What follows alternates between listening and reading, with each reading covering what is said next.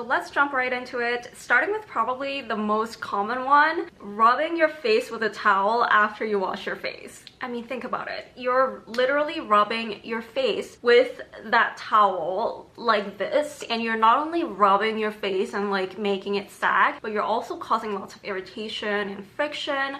That's super unnecessary and can really like build up over time. Let's say we cleanse our face twice a day, then imagine doing that every single day to your face. That's like really gonna hurt your skin barrier. You should just ideally like tap very gently instead of rubbing aggressively. The second mistake kind of goes with the first one. It's thinking that the more you cleanse, or like the longer you cleanse, the cleaner your face will become and it's gonna clear acne and like all kinds of skin problems. That's not true, and I see this a lot with like today's cleansing trends where you use like a Korean cleansing oil and then rub on your nose forever, thinking it's gonna like pull out all your sebums and impurities. And every time someone does that, it really breaks my heart because you're only supposed to roll for about like 30 minutes to a minute. Just because you keep rolling, it's not gonna like get all those gunks out. Like that's a huge misunderstanding, and I don't know how that became like a trend, but it does remove like a surface level dirt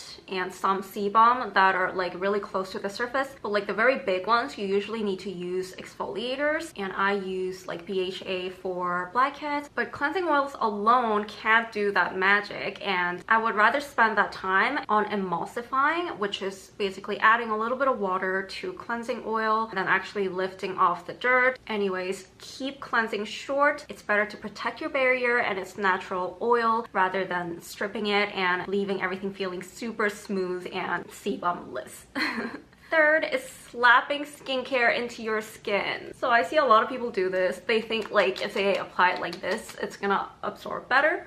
But you need to be careful because like why would you slap your skin? It's very easy to just think of your skin as like a really soft, high quality silk or like a baby skin. You would never do that to a baby, right? When you do that, the products actually get on your hands more than your face. And that's why I recommend like just gently pressing, because otherwise like it's all gonna go into your hands, which we don't want. So not with like this entire surface, but kind of using like your fingertips to like gently tap and being really careful with your skin.